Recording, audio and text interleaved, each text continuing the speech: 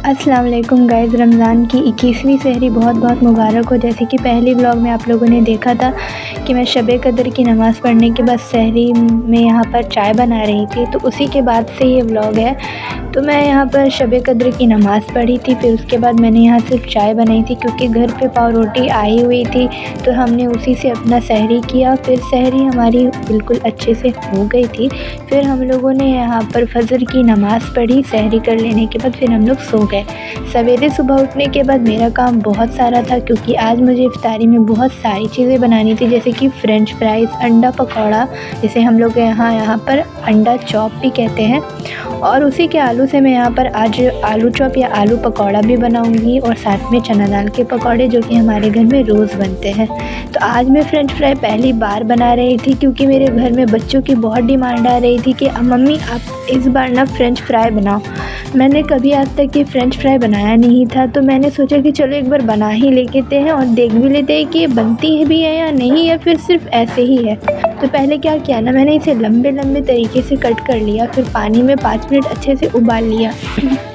फिर उसके बाद सूती के कपड़े में फैलाकर अच्छे से इन्हें मैंने पोंछ कर सुखा लिया। अगर आप इसे नहीं सुखाओगे ना तो ये बिल्कुल परफेक्ट नहीं बनती है। तो मैंने क्या किया ना, अच्छे से पहले इसे सुखाकर 5 मिनट तक सूखने के लिए छोड़ दिया। अगर आप तुरंत इसे निकालोगे पानी से फिर सुखाओगे, तुरंत बनाना स्टार्ट करोगे ना तो ये बढ़िया नहीं बनती। तो आप पानी में पहले सुखा लीजिएगा, फिर उसके बाद 10 से 15 मिनट के बाद ही इसे काम करिएगा।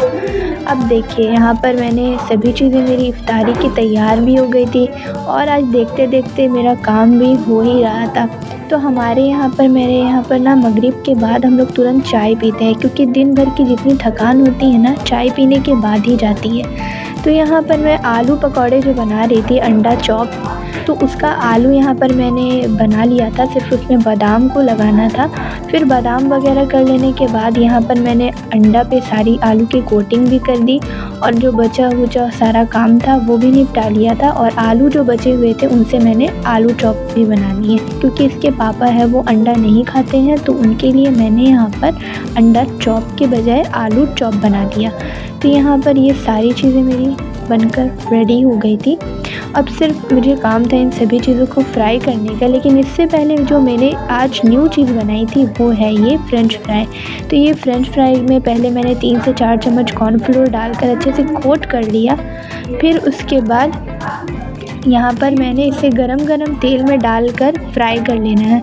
इसे आप जब ना खाने के लिए जाइएगा तभी आप इसे डबल फ्राई करिएगा। मैं इसे एक बार फ्राई करके भी रख दूँगी, फिर इफ़्तार के बाद मैं इसे खाऊँगी, क्योंकि अभी तो ये सिर्फ मैं इफ़्तार के टाइम पे तो ये सब चीज़ें मतलब अच्छी नहीं लगती है ना, तो मैं इसे इफ़्तार के बाद खाऊँगी। तो इफ़्तार के बाद ही इसे मैं फ्राई करूँगी।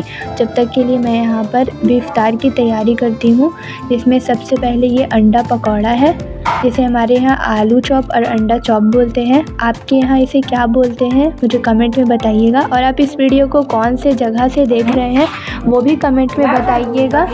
तो देखिए यहाँ पर मैंने अंडा चॉप को निकाल लिया था फ्राई करके, और उधर हमारे यहाँ इफ़्तार की जो दस्तरखान है वो भी लग गई थी। मैं यहाँ फ्राई करते जाती हूँ और मेरा बेटा आरिश वहाँ पर दस्तरखान बिछा देता है और दस्ना भी खोल देता है। अब यहाँ पर देखिए कितने अच्छे से सभी चीज़ें फ्राई हो गई थी, और हमारे यहाँ चना दाल के पकौड़े जो कि रोज़ बनते हैं। आपके यहाँ ऐसी कौन सी चीज़ें हर रोज़ बनती है वो भी कमेंट में बताइएगा। और अगर आप मेरे चैनल पे नए हैं तो हमारे चैनल तरन्नुम फैमिली व्लॉग्स को ज़रूर सब्सक्राइब करिएगा, क्योंकि मैं ऐसे रेसिपीज़ एंड आपके लिए अमेजिंग व्लॉग्स लाती रहती हूँ। तो देखिए यहाँ पर सभी चीज़ें फ्राई हो गई थी, और यहाँ पर आज मैंने आप लोगों के साथ जो दस्तरखान का जो मैं मेन्यू शेयर करती हूँ वो आज मैं नहीं शेयर कर पाऊँगी, क्योंकि गाइस क्या होता है ना, रोज़ एक ही चीज़ दिखाने में अच्छा भी नहीं लगता है। और अचानक से मोबाइल का चार्ज भी ख़त्म हो गया था, तो चार्ज लगा दिया था हमने। तो हमने फिर इफ़्तार वगैरह कर लेने के बाद हमने मगरिब की नमाज़ पढ़ी। फिर उसके बाद हमने ये फ़्रेंच फ्राई को फ्राई करके डबल फ्राई करके फिर हमने इसे खाया।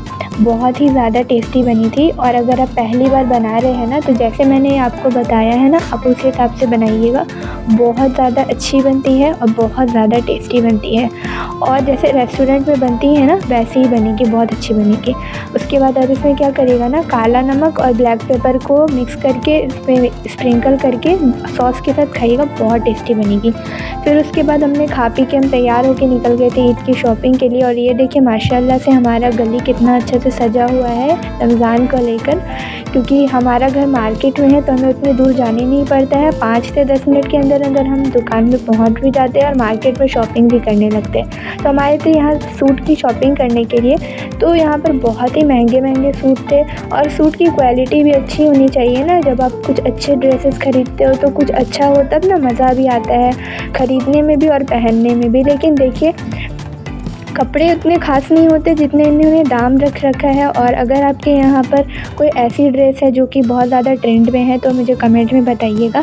हमारे यहाँ तो Pakistani suit, Alia cut, Naira cut, क्या क्या बहुत कुछ आया हुआ है।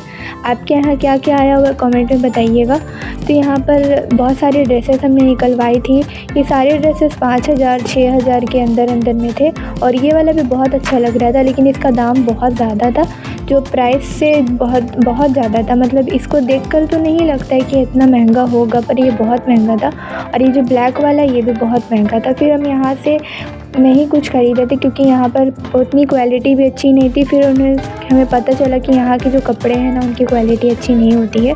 उससे मतलब ना आपका कपड़ा बहुत जल्दी यहाँ का फट जाता है। तो ऐसा दुकान से क्यों नहीं ख़रीदे जहाँ पर अच्छे ड्रेसेस ना मिले।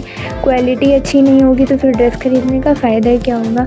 यहाँ पर हमने बहुत सारे ड्रेसेस इन्होंने दिखाया लेकिन उतना कुछ ख़ास नहीं था।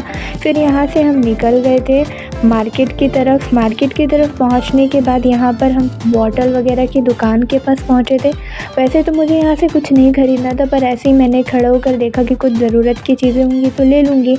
फिर नहीं हाँ करके मैंने यहाँ से एक चीज़ ख़रीदी थी, वो है बॉटल। बहुत ही अच्छी बॉटल थी तो वो मैंने बॉटल ख़रीदी, मैं आपको दिखाऊँगी व्लॉग में। और फिर उसके बाद ये देखिए हमारे यहाँ का सबसे बड़ा होटल रॉयल होटल कितना अच्छा से सजाया हुआ है रमज़ान का लेकर, बहुत अच्छा लग रहा है। कमेंट में माशाल्लाह लिखिएगा। आपके यहाँ से मतलब हमारे आसनसोल से यहाँ से कौन कौन वीडियो देख रहा है वो भी कमेंट में बताइएगा। अगर आप देख रहे हैं तो प्लीज़ कमेंट में बताइएगा।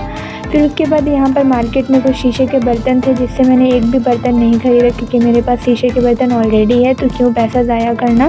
फिर उसके बाद मैं आगे बढ़ी तो यहाँ पर ईयरिंग वगैरह की शॉप थे। तो अभी तो मैंने ड्रेस जो ख़रीदा है उसके अकॉर्डिंग यहाँ पर कोई भी ईयरिंग नहीं थी और बहुत ही महंगी भी थी। यहाँ से मैंने सिर्फ 2 ईयरिंग ख़रीदी, बहुत ही अच्छी ईयरिंग ख़रीदी मैंने, तो वो भी मैं आपको दिखाऊंगी अपने ब्लॉग में। बहुत अच्छी लग रही थी और इसमें से आप लोगों को कौन सी ईयरिंग अच्छी लगी मुझे कमेंट में बताइएगा। फिर उसके बाद हम आगे बढ़े तो यहाँ पर से हमने कुछ एक पर्स ली, बहुत अच्छी पर्स, वो भी हमने ख़रीदी है तो मैं आपको दिखाऊँगी। तो यहाँ पर भी बहुत अच्छे पर्स थे सारे, मतलब 100-200 के अंडर में थे। फिर हम आगे बढ़े तो यहाँ पर ये बलून की दुकान थी जहाँ से हमने कुछ नहीं ख़रीदा। फिर यहाँ पर ये बकरखानी की शॉप थी, यहाँ से मैंने ये वाली बकरखानी ली जो कि मैं हाथ में लेकर हूँ, ये वाली, और ये वाली छोटी वाली बकरखानी ली। फिर उसके बाद हमने बकरखानी ले ली सहरी के लिए। फिर हम आगे बढ़े तो यहाँ पर ना बाला ईयरिंग जो थी यहाँ से मैंने कुछ लिए चीज़ें, तो वो भी मैं आपको दिखाऊंगी अपने ब्लॉग में। पूरी चीज़ें मैं आपको दिखाऊंगी कि हमने कौन सी ड्रेस ली, क्या से मैचिंग, सब कुछ दिखाऊंगी। यहाँ पर भी बहुत अच्छी चीज़ें थी लेकिन महंगी भी थी, लेकिन क्या करें, रमज़ान हो, ईद हो, ये सब में हम लोग नहीं पहनेंगे तो कब पहनेंगे। तो फिर यहाँ से हमने कुछ चीज़ें ख़रीदी। फिर हम यहाँ से सीधे निकल गए एक शॉप में, तो एक शॉप थी यहाँ से हमने एक ड्रेस ली, वो भी मैं आपको दिखाऊंगी। फिर हम निकल गए घर की तरफ, और अगर आपको कोई आवाज़ आई तो मुझे माफ़ कर दीजिएगा, इग्नोर कर दीजिएगा। फिर हम लोग अपने घर की तरफ निकल गए। देखिए गली कितनी अच्छे से सजाई हुई है। आपसे मिलती हूँ मैं अपने नेक्स्ट व्लॉग में जिसमें मैं आपको दिखाऊंगी हमने क्या क्या खरीदा।